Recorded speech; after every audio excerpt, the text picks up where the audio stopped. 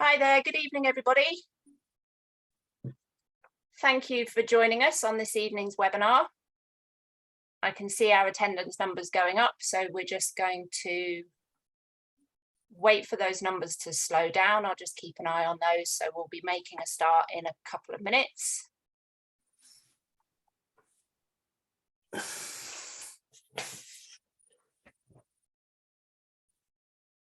Hi there, good evening everyone who's just joining. We're just going to wait for a couple of minutes. I can see that the numbers are still going up, so we will just hang on for a minute.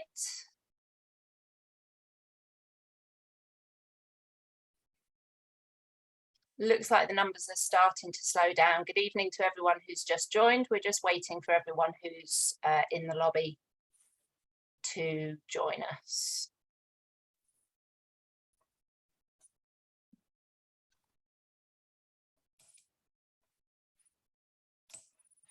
Hi there to everyone who's joining.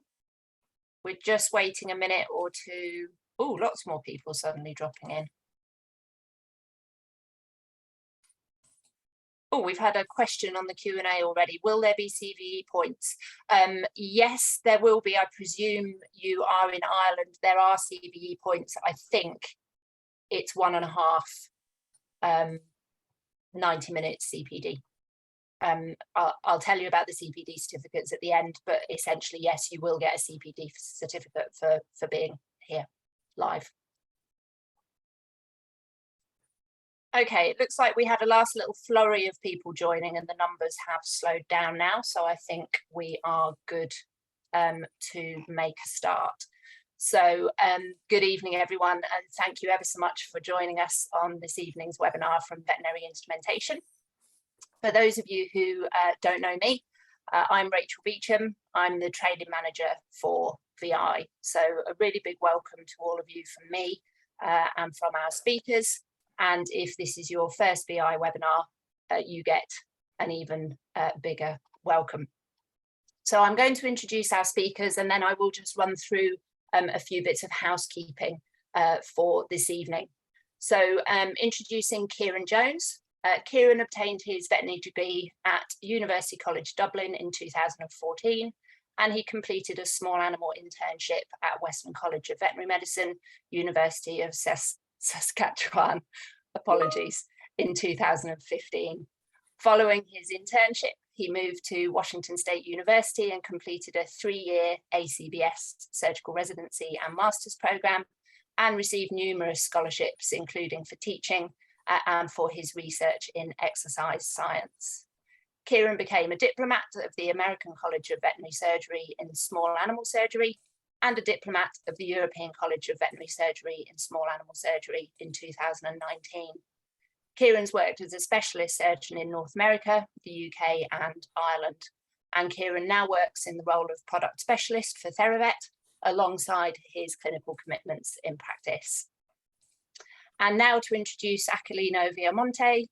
Aki obtained his diploma in veterinary medicine from the veterinary faculty at the University of Panama in 2007. After achieving his diploma, Aki obtained a master's in 2010 and a PhD degree in 2016 at the University of Murcia. During his PhD, he conducted research at both the University of Murcia and later at the Faculty of Veterinary Medicine at the University of Ghent. And that was with a special focus on the diagnostic imaging of the canine elbow. Aki also worked at the University of Ghent for 2 periods of time between 2016 and 2021 as lecturer for the diagnostic imaging and orthopaedic courses. And in March 2021, Aki joined the Eurovets team as veterinary technical manager and is part of the wider team bringing new and innovative products to the veterinary market worldwide. So that's our speakers. Before starting tonight's presentation, I would just like to highlight a few bits about how the evening's going to work. Questions are very welcome and definitely encouraged. There is a Q&A function, so please post your questions in the Q&A as we go along. And at the end, I'll be posing your questions to both of our speakers. The webinar is being recorded and the recording link will be sent via email to everybody who's attended live. That'll happen in a couple of days' time. and CPD certificates for everyone who's here live will also be sent. Those of you who are in Ireland, you will be receiving CBE credits for this evening. So tonight's webinar topic, bone grafts, orthopedics and osteosarcoma, what, where, how. This is a topic obviously with strong clinical relevance, and judging by the numbers of you that are attending this webinar, it's a topic of great interest. And this evening is also an opportunity to introduce some products that are new to the veterinary market from TheraVet. So I think our speakers are going to turn their cameras off to avert any possible internet issues. And I know that we've got a lot to get through. So without any further ado, I'll hand you over to Ciarán and Aki. Thank you, Rachel, for an introduction, and welcome to everyone this evening to our webinar. So just a brief outline of what we intend to discuss tonight is just a little bit of background on where we are with bone graft products and looking at recent developments. I think we'll also discuss fracture management, bone healing, the principles behind it, and then move on to looking at bone graft, its indications, the different techniques that are used, along with each, the advantages and disadvantages of each. And then just to close off the bone graft section, then we'll look at several different cases where bone graft has been applied in fracture management or in arthrodesis cases, and again, looking at their follow-up as well. And in the second part of our webinar tonight, we want to look specifically at osteosarcoma, and we'll do a brief background, the workup and our knowledge to date on osteosarcoma, and then introducing the more recent developments of treatment for osteosarcoma using looking at the TheraVet products. So I suppose, first of all, I think we can all appreciate that there's certainly been a big advancement in the different techniques for orthopedic surgery, and that has resulted in a demand for an increasing demand for bone grafts. Overall, we look at bone grafts, we can typically classify them as cancellous, cortical, or sometimes a mixture, so cortical cancellous bone grafts that are on the market. And I think at the moment it's accepted that autogenous bone grafts are considered gold standard, although there's many instances where maybe this is not readily available or this requires planning in advance. And so there's been some quite a bit of research being done in the last number of years in both the human and veterinary market, looking at bone grafts and their alternatives. And again, one of the reasons why is that there's no ideal bone graft substitute that's out there at the moment. And so therefore, I think it's important we understand the properties of each bone graft substitute, which will allow us then to make the correct and most appropriate selection for looking at the individual patient. When you look at bone grafting, I think we need to look at the principles first of fracture repair or bone healing. And it's important that we also remember that the bone will heal without surgical intervention or external coaptation in a fracture, although the functional outcome is likely to be quite poor. And so for every fracture that we come across, I think the end goal for all our patients is that we attain a functional outcome equivalent to the pre-fracture function. And when we look at a fracture, what it requires, we need stability there at the level of the fracture site. We need the presence of healthy bone forming cells, and then an adequate blood supply to nourish these cells and to bring nutrients and growth factors to allow bone healing to occur. Looking at the different principles at bone healing, we need to understand, I think, the stress and strain theories. And so stress is the force that's applied to a material divided by the material's cross-sectional area. And strain is also is defined as the deformation or displacement of material that results from an applied stress. Another way of looking at strain, it's defined as the change in length divided by the original length. When we look at surgery, what it brings to the fracture environment is that it provides that stabilization, therefore lowering that interfragmentary strain. And also the patient will help lower that interfragmentary strain by, number one, allowing bone to be reabsorbed at the level of the fracture, which then will therefore increase the fracture gap. And also will lay down periosteal callus formation, which again will provide improved stability at the level of the fracture. When you look at bone healing and its mechanisms of action, it's largely broken up into two categories. The first category, I think it's easier to understand, is we'll first discuss the secondary bone healing. And then the other category is primary bone healing, which is subdivided into two, either gap primary bone healing or contact primary bone healing. I think what's easier to talk about secondary bone healing first, is this is probably the mechanism of action or the principle that we commonly understand, even people that aren't in the veterinary market. And this is where you see in this animation, you get two fracture ends that are a blood clot has formed at the level of the fracture. And this blood clot is then transitions into granulation tissue. And this granulation tissue is the first tissue that actually provides stability at the level of the fracture. And we usually see this at around between 3 and 4 days after the initial injury. And then under the various influence of growth factors and hormones that are present in this granulation tissue, these cells transform into fibroblasts, chondrocytes, and osteocytes. And it's the osteocytes that we're looking at most importantly, as these will then come on to lay down and form bone in the form of callus. After that callus formation is laid down, the bone will then remodel into based on the stress and the forces that are applied to it. And eventually it would remodel to attain the function and the strength to its pre-fracture status. If you look at primary bone healing, it's a different mechanism, but primary bone healing and the gap healing mechanism, it actually bypasses that initial secondary bone healing phase. So it's bypassing that formation of granulation tissue. It's bypassing the initial large callus formation, and it's laying down lamellar bone straight away. And for this to occur, we need to have a gap that's less than 1 millimeter, along with a strain at the level of the fracture of less than 2%. And so typically these would be cases that were either that gap primary healing has been, patients have undergone surgical repair, and a small gap may remain at the level of the fracture or at the osteotomy. The other subdivision that we look at primary bone healing is contact healing. And this is where this occurs where a fracture end is in direct contact. And due to it being in direct contact, this allows to direct the cutting cones to cross directly to form new longitudinally orientated lamellar bone. I think when we look at secondary bone healing and primary bone healing, I think we sometimes forget that this can all occur all in the one patient.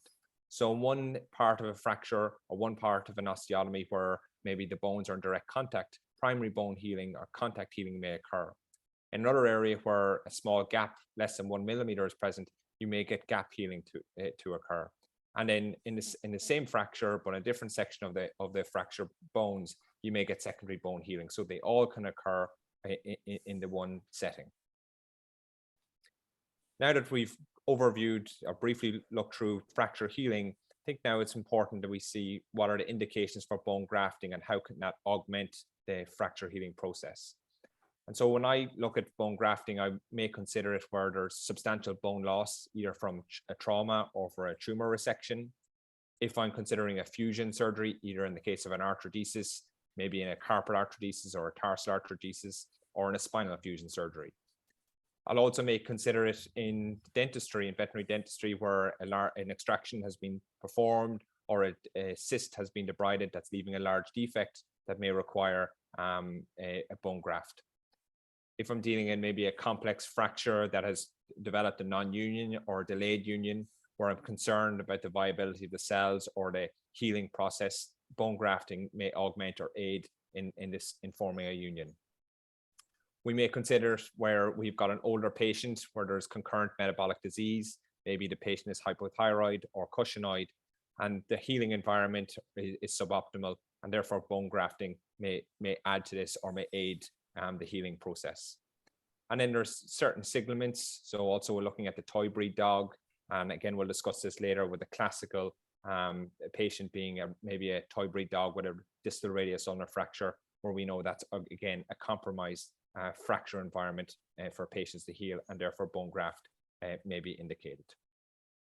I think it's also important we look at the principles of bone grafting and what their mechanisms of actions are and what they can bring to a fracture site.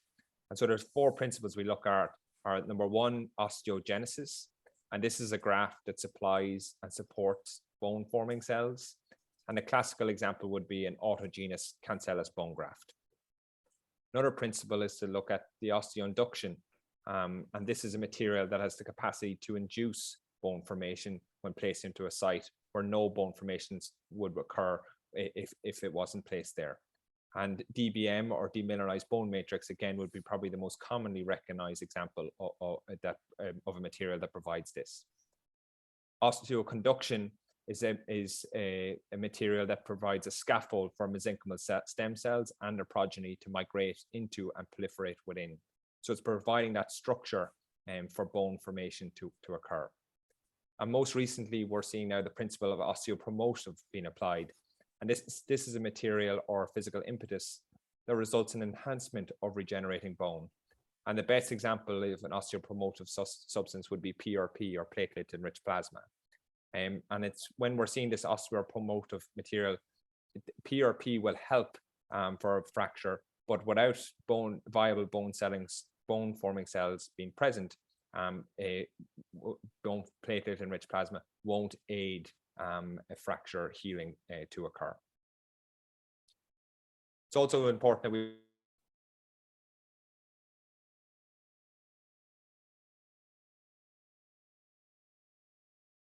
an autograft is a graft that's derived from the host animal. So maybe it's taken from a different site, maybe a proximal humerus or the ilium, and then it's brought to the fracture site. An allograft is a graft that's derived from the same species. So a dog from a dog to dog or cat to cat. And then a xenograft is derived from a species from other than the host animal. An example being maybe a bone graft from a cow or a pig is used in a human setting, or in a veterinary setting, maybe in a dog or a cat. It can also be classified based on its composition, and this is the makeup of the graft itself, and it can be classified as cortical bone, it can be classified as cancellous bone, or sometimes a combination of 2. Or most recently, probably the area that's been developed most is looking at synthetic bone graft material. If you're looking at autogenous cancellous graft, again, as we mentioned, this is traditionally be considered the gold standard for bone grafting. And one of the primary advantages of it is that it's very versatile and simple. And when I say simple, I think it's usually relatively simple to collect compared to the surgery that's been performed or required for. It does require quite a bit of planning in advance. For instance, the patient will have to be clipped and prepped. It does increase our surgical time, and there is some donor site morbidity. For example, if you're collecting an autograft for a patient, maybe for a carpal arthrodesis, and you collect it from the contralateral humerus, you may get an occasional pain or discomfort or lameness during that recovery period. And although rare, but it is reported, collecting of an autogenous cancellous graft can result in a fracture, or in a younger patient could also damage a growth plate. The main sites that we collect in autogenous cancellous graft in the dog is either in the dorsal crest of the wing of the ilium, the proximal humerus, or the proximal tibia. And these sites are selected as they tend to yield the most cancellous graft, and they're also reasonably simple to collect from. Just a little brief overview of a cancellous autogenous graft technique from the greater tubercle. And this is one that I probably perform most commonly. And so I've given some prior planning. We're doing a hanging limb preparation of the limb. I'm making an incision over the greater tubercle just at the insertion of the infraspinatus muscle. And then I retract the soft tissues, and I generally breach the lateral cortex using a drill bit rather than a stymon pin, as I feel I've better control. And then I'm removing the cancellous graft using a small curette. And ideally, I'm looking for particles, cancellous particles between 3 and 6 millimeters. And if I'm not using it straight away, maybe I'm still having to prepare the donor site or the recipient site, I will soak in saline while that is being done. Looking at the other classification is looking at our allografts and xenografts. These have some clear advantages compared to our autografts. Number 1, there's no need for any donor site clipping and preparation. And therefore, if we're not clipping or collecting it from that donor site, it's also reducing our operative time and our patient morbidity, and allows the surgeon and the team to focus on the primary surgery and not having to worry about doing a second step as well. It's also avoiding all possible complications from the donor site. Although these are reasonably easy to collect, it's still a second incision. It's still a second area that we need to look after. It's still a second incision that could get infected or become dehisced. And so it does make it more the surgery more simplistic when you're using an allograft or xenograft instead. And then finally, looking at another advantage, I think as surgeons, sometimes we might forget this, but it does increase the surgeon's efficiency. It may allow them to do an extra surgical case that day if they can use an allograft or xenograft instead of having to collect an autograft from the same patient. So now that we've discussed the different composition, I'll just hand over to Aki, who's going to introduce the xenografts that BioCeraVet have currently on offer. Thank you very much, Ciarán, and thank you, Rachel, for the nice presentation. So in the image, you can see the BioCeraVet bone surgery product line. To the right, a little bit obscured, is the synthetics. And now we will focus on the BioCeraVet bone surgery smart graft. Next slide, please. As you can see, it is a small box that contains a vial. And the vial contains, go to the next slide, please, Ciarán. Bovine mineral bone matrix, which has been treated chemically to strip it for any element that can cause any kind of foreign body reaction when this is put in the surgical site. This bovine mineral bone matrix is composed of open and interconnected pores, which allows it to work as a scaffold and gives it the property of very nice osteoconduction. Also, the product has bioresorbable polymers of the sort that are included in sutures, for example. And a very special ingredient is the collagen fragments from porcine origin.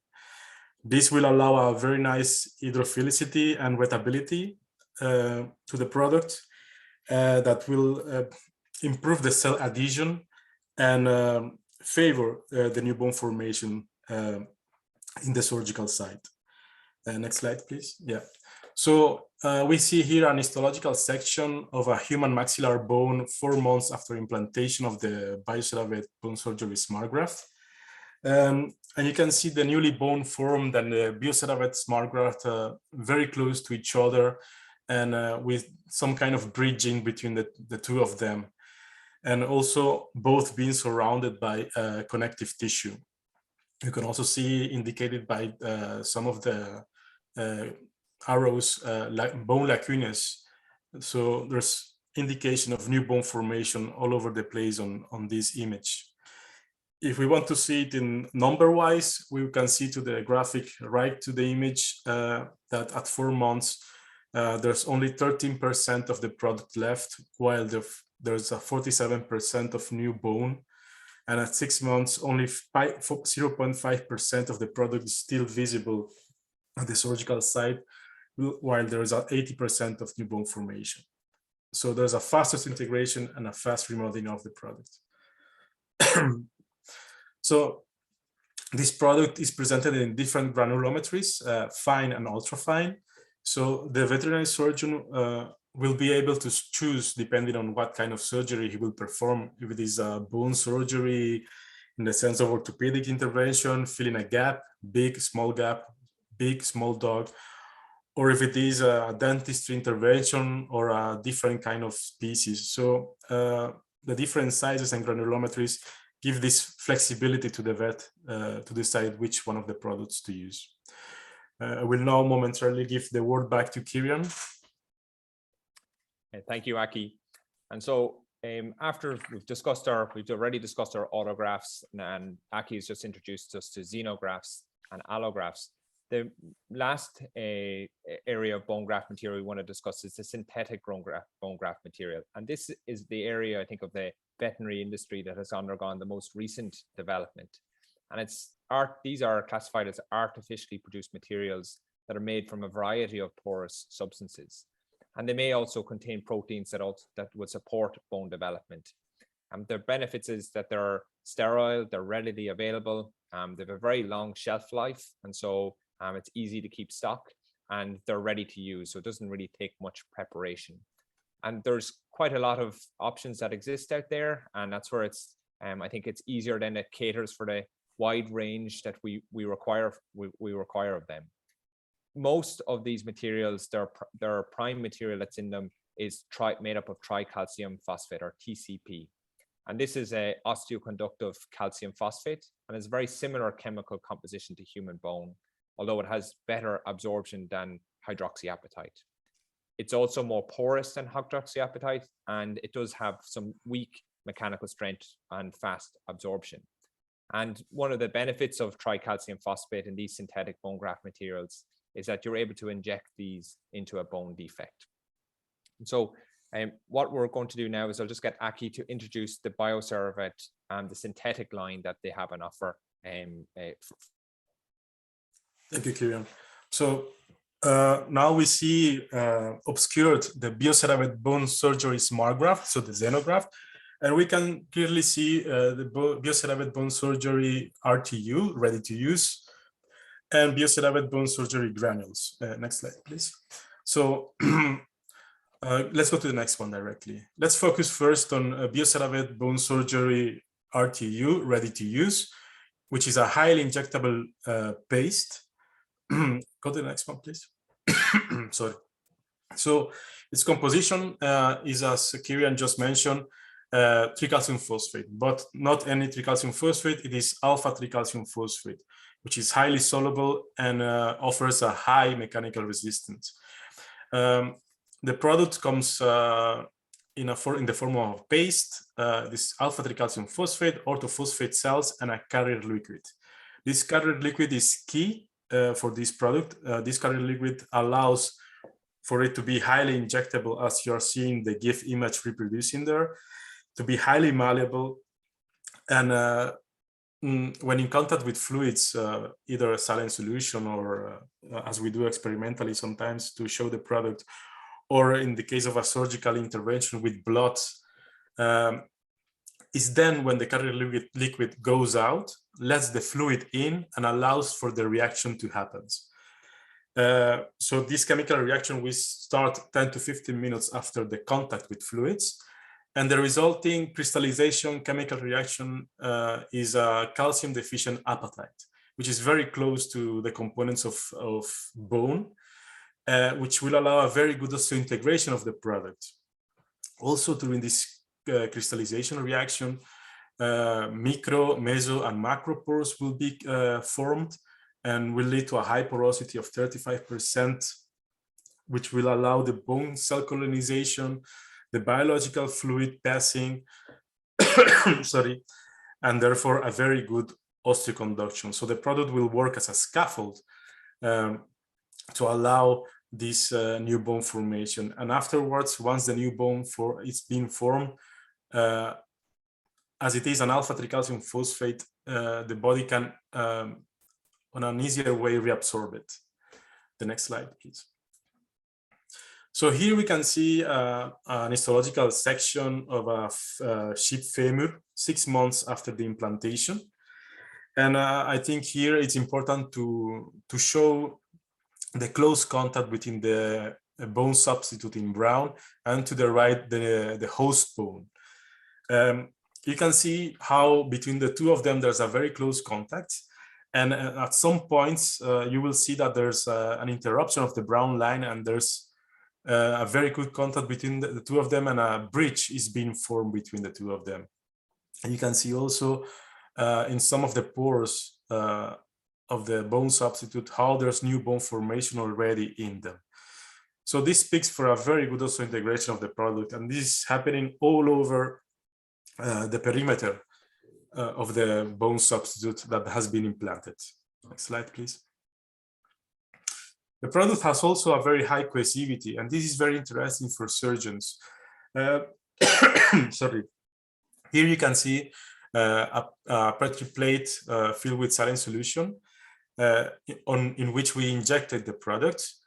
And then 24 hours later, you can see that there's no milky appearance, there's no breaking off the product. And actually, if you will be able to touch it, you will feel how it's hardened already. And with this, we want to portray that there is less washout and less implant migration. So if a surgeon puts the product on a place in the surgical site, the tendency is that it will not be moving out of the place where it is injected. So it stays where it is injected. Next slide. The setting process, as I already mentioned, starts 10 to 15 minutes after contact with fluids. So the liquid carrier will go out, the fluid goes in, the chemical reaction happens, and you will start to see, or to feel, more than see, how first it is a crust from the outside with a soft interior. 24 hours later, you will have a very hard outside, hard as cancellous bone. And 2 to 4 days later, you will have a product that's completely hardened and it's hard as an oak. If we want to give numbers to it, let's go to the next slide. Let's talk about the megapascals. So at 24 hours, we are at 13 megapascals. And at 4 days, we are at 45 megapascals, which is the maximal mechanical resistance offered by the product, which is quite significant. And this happens through a fast and isothermal hardening reaction. And it's important to highlight the isothermal reaction because as it is isothermal, there's no harming of the soft tissues or the bone itself at the surgical site. Yeah, next slide, please. So actually, this product is ergonomic and easy to use. It will avoid you for harvesting an autograft, will save you surgery time, and you can use it for any indication that requires a bone graft, arthrodesis, fracture, corrective osteotomies. And actually, the benefits are that it is ready to use, it's malleable, has a fast hardening, and it has been clinically proven as an alternative to autograft. This by means of a radiographical comparative study that we performed between patients that were treated through an arthrodesis with an autograft and patients that had an arthrodesis with BioCeraVet bone surgery.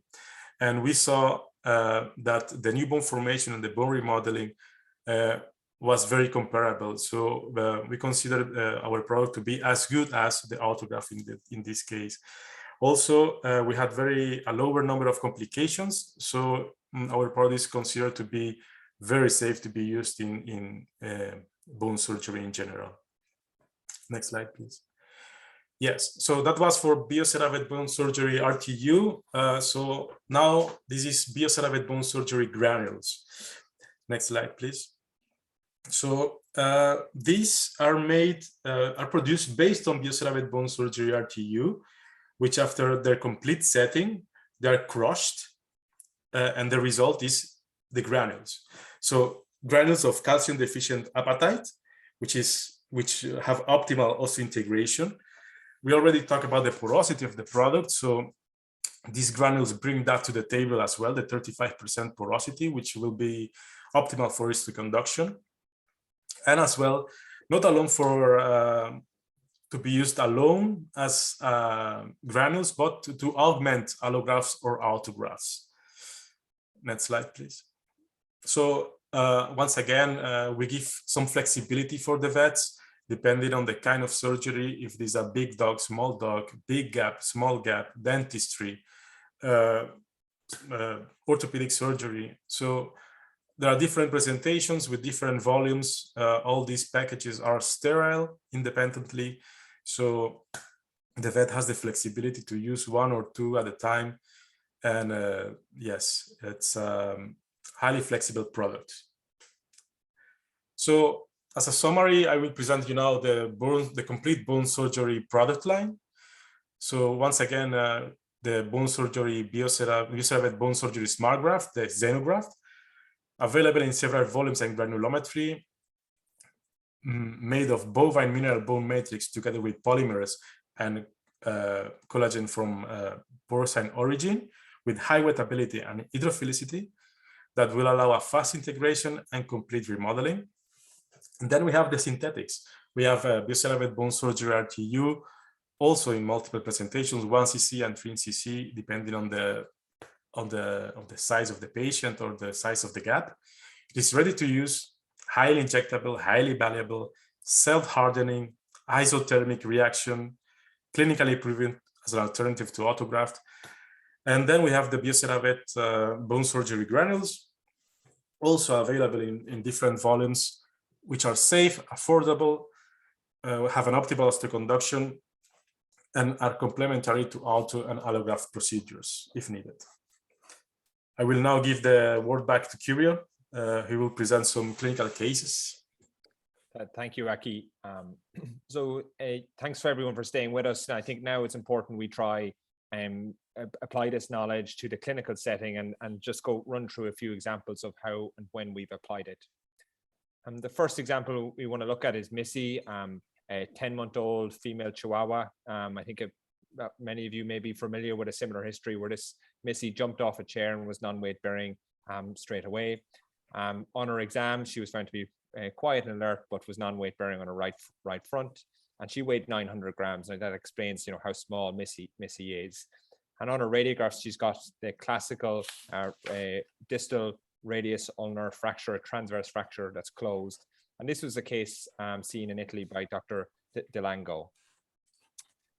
So on looking at Missy and looking at the radiographs, I think a few considerations as surgeons we look at is that number one, we're dealing with a toy breed antebrachium, and they are known to be more susceptible to fracture when loaded proportionally, and that's due to the morphological differences in the bones between small toy breed dogs to our larger patients. Also, we have to look at this fracture in terms of there's decreased vascular density at the distal diaphyseal metaphyseal junction of the radius, and that's again when we compare it to our large breed dogs. And overall, the distal radius ulna has a very low soft tissue coverage, and so the blood supply to that area is generally reduced. And so when we look at all that in the whole, I think we can agree that it's a tenuous healing environment. And in order to get this fracture to heal, what we are looking for, what our goals are, is to get rigid stabilization. We want to optimize our apposition of the fracture ends.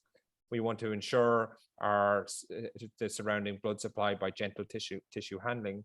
And also, I think it's appropriate that we consider a bone graft, given all the factors that we've discussed, that this is a compromised bone healing environment. So this is Missy's post-operative radiographs in January of this year. She underwent surgery where an open reduction and internal stabilization was performed by applying a plate dorsally. And also to aid that bone healing environment, BioCervet bone surgery ready to use, or RTU, was applied. I think the arrows there can show that mineralized opacity. That's the RTU that you can see in immediate post-operative radiographs that's in the fracture itself and then surrounding it. And from the radiographs, I think they've achieved good alignment and reduction. And Missy was discharged with a soft padded bandage for 4 weeks and instructions to rest for 6 weeks. And at recheck at 6 weeks, we're recommending radiographs. This is our 6-week follow-up, and we found that Missy was weight-bearing comfortably. The radiographs noted that the implants were stable, there was no movement or change, and there was good callus formation at the level of the fracture as well. At that stage, the instructions for Missy were to return to normal activity, although after several weeks, the owners did note an intermittent lameness, and it was felt that the implants were resulting in this, and so staged implant removal at 20 weeks was recommended. And just to finish up on Missy's case, this is at 20 weeks, the X-ray on the right-hand side of your screen, and you can bring you back to the immediate post-operative X-ray. This is at the 20-week follow-up as her implant removal has been staged. The screws have already been removed. But I think it's interesting to note here is that where you can see on the immediate post-operative radiographs the RTU product where it's applied, you can also see now 20 weeks later, that's where you're seeing that that good callus formation or new bone formation there at the level of the fracture, which demonstrates what the RTU product has brought to this case. Another case we want to talk about, and this is actually a case of myself. It was Buttons, a mandibular fracture, presented as it was an 11-year-old terrier, presented after a big dog, little dog fight. Unfortunately, Buttons came off worse off, and on presentation, Buttons was found to have her jaw hanging ventrally, She was unable to close her jaw, and there was a small wound over the right maxilla. On her exam, Button was bright, and again, that wound was noted over the right maxilla, but quite a lot of severe dental disease as well that was present, along with crepitus and instability on manipulation of the mandibles. So given her presentation, we decided to do a skull CT, and this is just a 3D video of Button's CT, and you can see in the video the exposure of the roots of demonstrating the severe dental disease. You can also see here a mandibular fracture rostrally, and then as we move over to the left mandible, you can see a bilateral mandibular fracture, so another fracture here, this time along the mid-body. But overall, again, fairly severe dental disease, which is present for Buttons.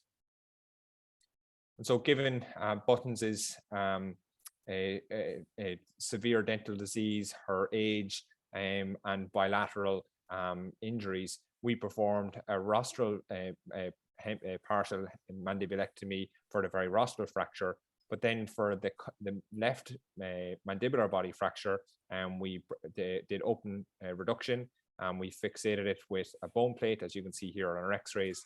But also to aid that healing environment, we placed our RTU product here, which you can see on the x-rays with the purple arrows that are pointing to it. On follow-up with Buttons, at 6 weeks, the owners found that Buttons was doing very well, was eating, drinking, was exhibiting good jaw movement, and no further intervention or follow-up was performed. Trixie is a domestic short-haired that was seen by Dr. Regatli.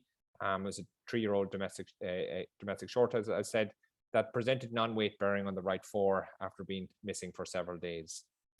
Vitals were within normal limits, but there was marked pain and swelling found over the right elbow. And based on that exam, this x-ray here, lateral and cranial caudal, was performed, which diagnosed Trixie with a Montesia fracture. And a Montesia fracture is an ulnar fracture along with a concurrent radial head luxation. And it's an uncommon fracture in dogs and cats, but it's believed to occur most commonly when a force is applied to the caudal part of the ulna during weight bearing. With the Montesia fractures, different classifications, so it's classified on a 1 to 4 basis. All have ulnar fractures, but a type 1 is where the radial head luxates cranially. A type 2 is where the radial head luxates caudally. And a type 3 is where the radial head luxates laterally. And type 4 is when you have an ulnar fracture along with a concurrent radial head fracture. So looking at Trixie, we felt that radial head was luxating cranially, and so we classified it as a Montesia type 1 fracture. These are some intraoperative pictures provided by Dr. Regatli, and you can see here he's reconstructing that ulnar fracture, but there is a gap that's present due to the degree of comminution. And so based on that, Dr. Regatli has applied the RTU product. And these are some pictures here of applying the product. They're applied within the fracture gap, but also around the implant as well. These are just a series of x-rays here taken for Trixie, looking at the post-op there on the left-hand side of the screen, then the 3 weeks at follow-up, and then the 6 weeks. And if we zoom in and look here, we can see at the post-op, you can see the Eurovets Ready RTU product that's there around the implant and also the fracture gap. And if you follow that through at 3 weeks and 6 weeks, you can see that progressively being reabsorbed and remodeled to form new bone. And Trixie went on to do very well. Another indication that we can look at for using our bone grafts is looking into dentistry. And so dental extractions, I think, are frequently performed for severe dental disease in the veterinary world. And generally speaking, it's quite common that we see underlying osteomyelitis and then associated bone reabsorption in these patients that are requiring these extractions. And after these extractions, a large bony defect can be left in situ, and that can predispose the mandible or maxilla to a fracture. And use of bone graft has been described to fill this defect at the extraction site, and is commonly performed in human dentistry, and is more it's a more recent development in veterinary medicine, but has been performed still. I think it's particularly important to consider this when there's a large defect encountered, maybe when there's multiple extractions being performed, or if there's bilateral extractions being performed. For instance, if you're removing bilateral mandibular teeth. Also, another important, maybe traditional indication in dentistry, if there's a cyst that's been debrided and a large defect has been left in place. And this was a patient that was performed by Dr. Nora Switzer. An extraction was performed and a large defect was left, and therefore BioCervet granules were left in place, and the mucosa was closed over it. Probably a more traditional indication for use of bone grafting is looking at arthrodesis, and this is a fusion of the joints, where typically we see the carpal and tarsal joints most commonly undergoing this type of surgery. It is a salvage procedure, and then if you look at the principles for an arthrodesis to follow, it's important that we remove all weight-bearing cartilage with surgical burrs or instrumentation. It's important that we preserve the functional angle of the joint, either be it the carpus or the tarsus or other joints. And then the use of bone grafts will allow it to expedite that callus formation and will promote bony union. And in order to achieve this union, rigid fixation with compression of the joint surfaces must be applied. This is a patient, again, by Dr. Rigatli, a whippet that presented that required a carpal arthrodesis. And these are just looking at the series of images through the surgery and looking at the center image where the BioCervet RTU product was applied. One benefit you can appreciate maybe from this image is that when the RTU product is applied to the arthrodesis site, that it's wettability, but it's also ease of handling, that it's not tending to spill out around the surgical site. It's quite easily to handle as well. These are for the same case, looking at the follow-up radiographs. And this is you can see that initially the initial injury was caused, and there was a subluxation of the radial carpal joint along with a distal ulnar fracture. This is the video showing the RTU product that's applied. And this is after the site has been prepared. And again, you can see how quite easy it is to handle and to use.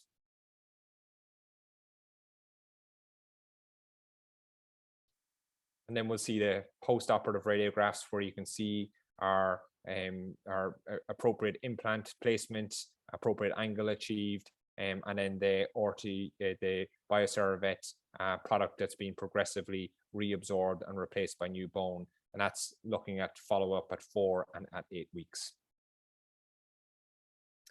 This is another interesting case provided by Dr. Omen, where a partial carpal arthrodesis was performed. Again, a dorsal plate was applied, and a BioCervet RTU product was applied. Here you can see at the 3 weeks and 6 weeks, you can see that progressive reabsorption and formation of new bone that's aided by that RTU bone graft product. And the last arthrodesis case we'll talk about is this is a case that required a carpal arthrodesis. It had a prior radius ulnar fracture as well. And you can see here, if you look at from the post-operative radiographs and follow-up at 3 and at 6 weeks, you can see that progressive reabsorption and replacement of new bone formation as well. So that just brings us on to the second part of our webinar, where we're going to focus on osteosarcoma and look at, initially we'll look at the bit of a background, but also the new developments for osteosarcoma. So osteosarcoma is most commonly the most common primary bone tumor we see in dogs. Our large breed dogs are overrepresented. We see Rottweilers, St. Bernards, Retrievers commonly would present in practice for osteosarcoma. Generally speaking, the lesion we see is the saying is away from the elbow and close to the knee, and these tumors develop deep within the bone, and they become progressively more painful as they grow outward and they destroy the bone from the inside out. The lameness that develops from this is usually it's again quite progressive, and it will become a non-weight-bearing lameness. and there you'll also find quite significant bone pain along with soft tissue swelling as well. And then it's not uncommon to unfortunately these patients to encounter a pathological fracture, or they may present with a pathological fracture, and that's due to the progressive nature of the tumor. Will as it destroys bone, it will weaken it, and that can result in a fracture. If you look at the diagnosis for osteosarcoma, there's several different techniques that are out there. I think radiographs or CT are probably the most useful, and you can see various different lesions on our radiographs. If you look at the image on the bottom right of our screen, you'll see the classical sunburst pattern that you can see. This is in a distal radius, what you can see with osteosarcoma, but you'd also see in that top right hand side of our screen a more well circumscribed lesion, and with that not so much seeing that sunburst effect in our distal femur, and you can see a lucency defect that came back as osteosarcoma. As I said, from our imaging, we may see a pathological fracture, and the general rule of thumb is that osteosarcoma will not cross the joint space to affect other bones in the joint. In order to achieve our definitive diagnosis, we do recommend doing a biopsy, and that can be either done with a Jamshidi needle, which has traditionally been described, or more recently using a fine needle aspirate technique, so a much smaller gauge needle. And the worry with any of these techniques is it can result in a fracture, as it can expedite, or it's already compromised bone. And so that's why I think fine needle aspirates have become more popular and seem to be also showing quite promise in getting a diagnostic result. I think when we are doing these workups, we have to be also cognizant, make the owner aware that we may get a non-diagnostic sample, and that can be, generally speaking, when you aspirate inflammatory tissue rather than neoplastic cells. Once we've achieved a diagnosis of osteosarcoma, I think it's again important we consult with our owners, but this is an aggressive tumor that does require that unfortunately has a terminal diagnosis. And it's important that we stage each of our patients in order that we can then assess them and recommend the best treatment for them. But it is assumed by the time diagnosis is made that this tumor has spread, and the degree of spread will also dictate our treatment and the prognosis. The most common site that we see for metastatic disease can be in the lungs, the other bones, lymph nodes, skin, and subcutaneous tissues. And generally speaking, the workup will be some form of imaging of the thorax, either with radiographs or CT, blood work, and then also imaging of the long bones. Another step that some practices may offer would be nuclear scintigraphy, as seen here in the images in the bottom middle of your screen, where this can highlight more subtle lesions that may be more difficult to pick up on our traditional imaging modalities.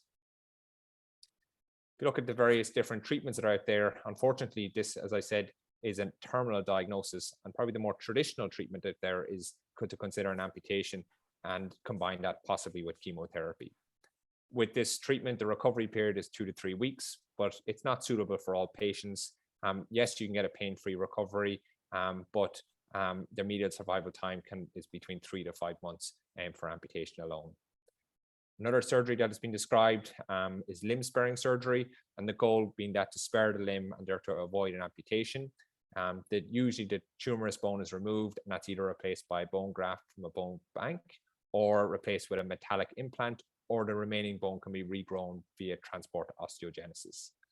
And this surgery would be deemed as quite aggressive surgery, and it does have some contraindications if greater than 50% of the bone is involved or there's extension of the tumor into the soft tissues.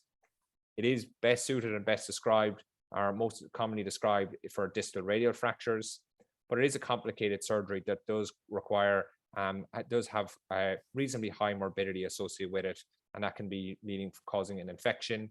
The implants may fail, the tumor may reoccur, or a fracture can occur. So these are all major complications that make this surgery quite challenging for vets and for our owners. Another treatment that's available is radiation therapy, and this is again administered on a palliative basis. Probably the primary disadvantage of this is the availability of radiation for our therapy to our patients. So that brings us on to the most recent development for osteosarcoma is to consider a percutaneous cementoplasty. So this is again, like all previous treatment, a palliative treatment option, but it is also importantly a limb sparing option. This is where the Eurovets OSA product is injected under CT or, well, ideally CT or fluoroscopic guidance. And prior to injection, the volume is required, is calculated, and that's based on the defect that's found on our radiographs. The technique involves debridement of the defect using a curette and suction, and that sample can also be submitted for histopathology at that time. And then the OSA product is injected to allow complete filling of the defect, and usually we confirm that on radiographs immediately after. So I'll just hand you over to Aki to give us maybe more of an introduction for this BioSuravet OSA product. Yes, thank you, Ciarán. So you can see directly that the product is quite similar to the bone surgery family of products, with two main big differences. So the first one that it's easy to see by the eye is the volumes. So we are talking about in the image a presentation of 2 × 12 cc, and there's also a presentation of 1 × 12 cc's. This will depend on the size of the void you have to fill. That's why it's very important before going to surgery to measure the void that you have to fill, as Ciarán mentioned. The second big difference, even though the product is the same composition as the bone surgery, the product will behave differently in the environment of the osteosarcoma. So in a normal environment of a bone surgery procedure, new bone formation or bone remodeling is what the body will signal to create. In an osteosarcoma environment, we know that the osteolytic signal is what predominates. So what will happen is that the product will not be replaced by new bone, and the product will stay in the void, giving the mechanical resistance needed to spare that limb and give and reduce the pain of the patient. Can you go to the next slide, please, Ciarán? So it's a novel palliative option for the pet owners and the vets. It's a minimally invasive procedure made through a percutaneous injection. It remains a palliative treatment, it's not curative, but it will increase the quality of life, reduce the risk of fractures, pathological fractures, and relieve the pain of the patient. Ciarán, can you please click on the, yeah. So you can see on the fluoroscopic image, while the vet was monitoring the injection of the, sorry, the injection of the product. This is an image courtesy of Professor Gauthier from the University of Nantes. So this technique offers the veterinary surgeon a low traumatic procedure, a short operating time. We're talking about 40 minutes to 1 hour, depending on the technique you are using to monitor. It's a fast post-operative recovery. You have a lower analgesic requirement post-operatively. And if you compare it to a limb sparing technique or an amputation, depending on the country, you have a limited cost. I will give the word again to Ciarán. Thanks, Aki. So this is a case here that was performed that had percutaneous cementoplasty, and I think if you look on the screen on the left-hand side, you can agree that this is quite an advanced osteosarcoma lesion. You got the classical sunburst effect, and again, it's not crossing the joint, which is pathognomonic with osteosarcoma. Here you can see in the post-operative radiographs the RTU product, that mineralized material that's injected. And as we follow this case out from 4 weeks, 12 weeks, and right up to 6 months after the injection, you can see that that product remains there. And what when we're using this percutaneous cementoplasty, it can be done either with an open or a minimally invasive technique. And we're finding that the pain levels are improved considerably, even within 3 to 5 days of it being performed. And overall, this patient here, you can see the osteosarcoma lesion, yes, has progressed, and we understand that, as this is still a palliative treatment, but we're finding that good functional outcomes are being achieved for the remainder of the patient's life. Looking at the technique itself,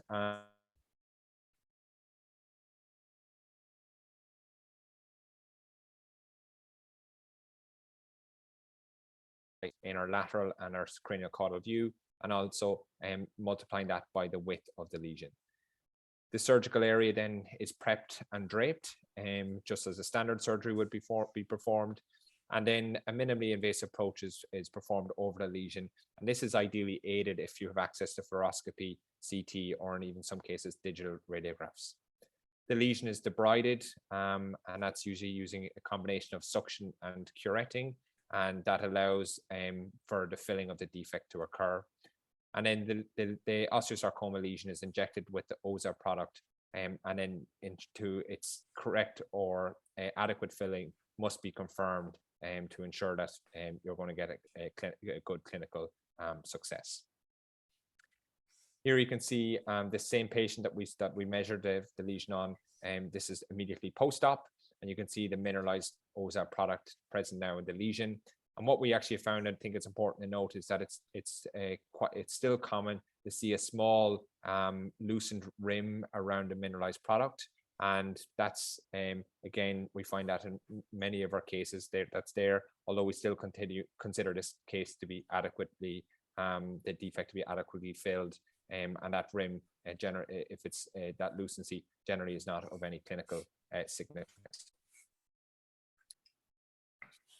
Yes. So, yeah. Go on ahead, Aki. Yeah, thank you, Ciarán. So in order to see what was the effect of this of BioCeraVet bone surgery, BioCeraVet osteosarcoma, we developed a clinical study in 6 different sites in France, where we performed this percutaneous cementoplasty in dogs with appendicular osteosarcoma. This dog didn't receive any other treatment, and they came for different moments. The first visit, the second visit was for the treatment, and then 3 follow-ups at 1, 2, and 6 months. It's important to know that on each visit, both the pet owner and the vet were up to fill CBPI questionnaires in which pain and function of the dog were to be measured. Go to the next slide, please. So let's focus in the graphics on the upper graphics at the 1 month follow-up first. We can see how the global assessment of pain scored a 67% of patients that show an improvement at 1 month compared to the baseline. Also, to the graphic to the right, we see how 78% showed an improvement in the quality of life compared to the scored at inclusion. We can also see how in the follow-ups, the percentage of responder was maintained at 50%. And then if we go to the lower graphic to the left, we go from the global evaluation to a more precise assessment of pain, where the result of the pain severity score showed a decrease in pain for the 50% of the patients, and the pain interference with function show 30% of the patient had lower score of pain.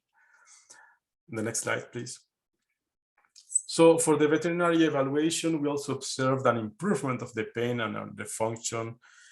And depending on the follow-up, consider at least 50% of the dogs show improvement of their pain score by at least 10% compared to the baseline. For the function evaluation, the NRS score, an improvement was also observed in 33 to 50% of the dogs, depending on the follow-up. So this speaks for a very nice results in this dog that had a terminal disease. Next slide, please. And in sense of complications, we had a rate of 25%, 3 out of 12. And the complications were surgical site infection, swelling at the surgical site, and a pathological fracture. It is important to note that there was no vascular complication reported, and it was reported with a different product in a similar kind of procedure. And we had a pathological fracture rate of 8%, 1 patient out of 12. I will now give the word back to Ciarán. Thank you, Aki. And so follow-up for these patients that are undergoing a percutaneous cementoplasty is generally the recovery period or restriction is between 7 and 14 days, and the sutures are removed at that time. Pain medications and anti-inflammatories are continued for the remainder of the patient's life, and typically speaking, an anti-inflammatory is also incorporated into maybe the palliative chemotherapy. And as mentioned, these patients can also undergo chemotherapy alongside this treatment, and that's, I think, best discussed on the individual patient, but it is safe to do so. I think the last interesting point to mention on this, and again, this is a novel and a new treatment, but just like what was seen by Dipl and colleagues, is that when patients are undergoing limb sparing surgery that developed an infection and implant failure had increased survival. We are watching this space to see that our patients that are undergoing the percutaneous cementoplasty, are they going to have a prolonged survival compared to maybe an amputation alone? And maybe the theory that's out there for the limb sparing surgeries, it's similar with the maybe possibly being ongoing inflammation at the osteosarcoma site may continue to stimulate that immune system that may slow down the progression of our metastatic disease. But as I've mentioned, it's early days yet to make a call on that. So as that concludes our webinar, thank you everyone for listening, and we'll welcome any questions. Ciarán and Aki, thank you so much for such a great presentation. Really informative and very relevant. Before we go to the Q&A, I will just let our audience know there is a survey that will pop up on your screen at the end of the webinar. Within that survey, it's an anonymous survey, but within that survey, you have the option to leave your contact details if you want somebody to contact you to give you more information about any of the Eurovets products that we've seen during the webinar this evening. So please do stay online for that survey. So moving on to the Q&A, we have had a number of questions come in. Do you have access to synthetic bone graft in blocks? Yes, it can be ordered, but it's not a part of the most common product. We have the Biocervet bone surgery line in paste and in granules in the synthetics. If a vet really wants to try this kind of product, we can manage to get them to them, but it's not that it's something that is very common. It's more common in human medicine, but in veterinary medicine it's not as common. And sometimes, depending on if it's 3D shaped a la carte, I will say, then it can become quite expensive. Okay, but it's a possibility. Okay, thank you for that, Aki. Should I use the xenogranules or the synthetic ones? Which is best of the two that you sell? Ciarán, you want to? Yeah, so I think the question there is, are we comparing the Xenograft to the RTU products? I think both have their pros and cons. I think I have a tendency to use the RTU products. I think I like using the paste versus the Xenograft comes in granule format. Your Xenograft does have osteoinduction and osteoconductive properties, where the RTU product only has osteoconductive properties. But then you have to look at the cost as well. Your Xenograft will be slightly more expensive than the RTU product. My opinion is I tend to use the RTU products. Brilliant, thank you. Is there any reduction in volume upon hardening? That came in during your segment on the RTU, so that's what that relates to. Any reduction in volume upon hardening? No, there isn't. Short and sweet answer, thank you very much. We've had two questions relating to the use of these products in an infected environment. Someone asks, could it be impregnated with antibiotics? Someone else asks, can you mix antibiotics with the putty? So at the moment, we are developing this kind of products. It's in our pipeline to develop in the future, to have in the future a product that can be mixed with antibiotics, or that comes already with antibiotics in it. At the moment, we do not recommend to put this product by itself in an infected surgical site, as it will act as a foreign object and will host the infection and make things even worse. If you can mix it with antibiotics, I'm not very keen to do that, as you can alter the setting process and the reaction of it. What you can do is irrigate afterwards with antibiotics. That will not be an issue. But to mix it outside before injecting or putting into the surgical site, I will not risk altering the chemical reaction that happens between the elements of the product. Irrigation afterwards, I think it's possible. Ciarán, I think that's also common practice to irrigate with antibiotics afterwards, and there's no issue with it, but not mixing before injecting. That's great, thank you. How do you evaluate xenograft/RTU transformation into healthy callus or bone on X-rays, given the fact that they are both radio-opaque? Aki, do you want me to take that? Yeah, so normally what we do is just follow the normal process of bone remodeling. You have first the osteoclast action that will give you this radiolucent appearance, and then will appear the radio-opaque new bone formation of the new bone. So once the product is very radio-opaque, you have seen it on the radiographs, then this product is being filled with these cells that will reabsorb it and give lead to the new bone formation. Ciarán, did you have something to add to that? Just the only note really that is that we're evaluating on this very same techniques that have other allografts are being used in the industry. So very similar. It's very hard in our patients to be absolutely definitive on it, rather than doing postmortems and but I think from a scientific basis, I think we can see a change in the opacity enough to justify that it's been transformed into bone. Okay, thank you.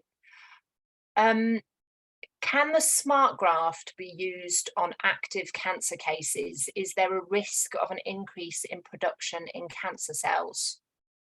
So I'm guessing that's not relating to the osteosarcoma product. That's I'm thinking about a patient with another cancer, I think. Yeah, I suppose the question it's the primary indication for an osteosarcoma or for a bone cancer would be to use the OZA product. The smart graft would be used incorrectly if it was placed into a cancer site. So I'm not really sure. That's not technically what it's used for or designed for. So we wouldn't be able to give a definitive answer on the outcome on that. Okay, thank you. The questions are still coming in, which is great.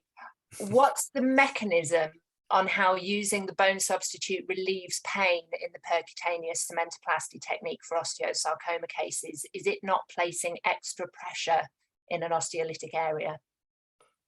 So actually what is happening is that before you put the product in, you are taking the tissue and the debris that are inside the void out by the aspiration. So you make space for the product.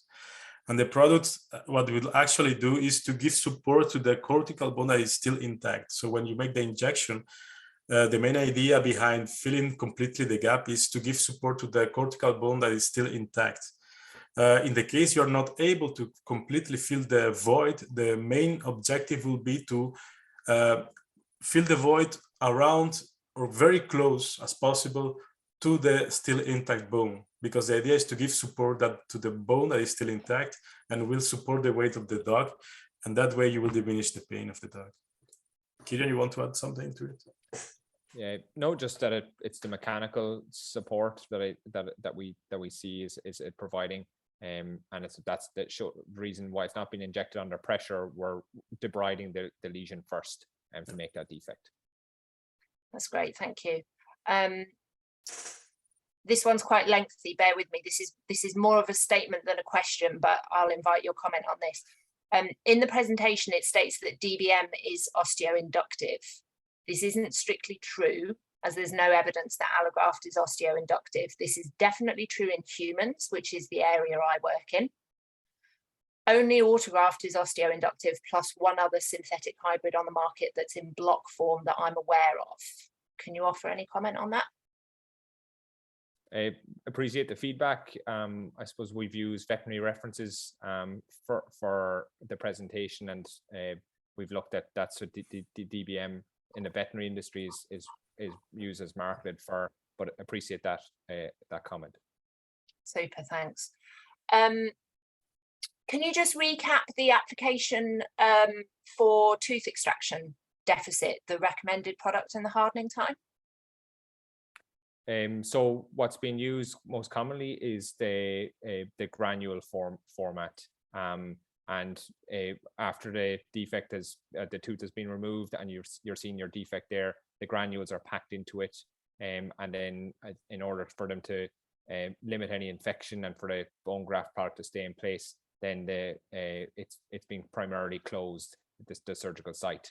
I wouldn't be recommending it if you feel you can't primarily close the site. I wouldn't be using any bone graft products. That's great, thank you. I will just add that granules do not become hard. It's the RTU version paste that becomes hard. The granules are just granules that are being mixed with blood and packed into the void. That's good, thank you for that. Another question's just popped in. What makes a graft osteoinductive versus osteoconductive? Ciarán, you or me? I don't know. Go for that, yeah. Yeah, so osteoconductive is actually the capacity of the product to let these fluids and cells pass. So as we mentioned on the presentation, you have to think of the products as a scaffold.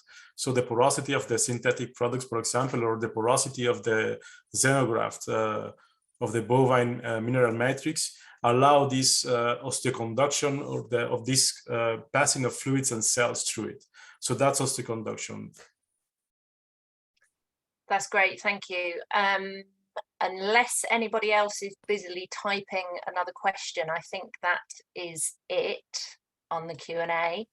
So thank you so much again to both Ciarán and Aki for a really great presentation. I think that's been a really thorough overview of the topic. I've certainly learned a whole load of new stuff this evening, and we've had some really great questions as well, really engaged audience. So thank you to everyone for your involvement. Thank you again to our speakers this evening. Just to let our audience know, we're going to be running one more webinar this year. That's going to be in mid-December. So keep an eye on our social media for details of that webinar.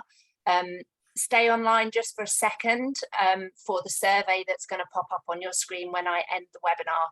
Within that survey, as I mentioned earlier, you can leave your contact details for somebody to contact you with more information about the products that have been discussed.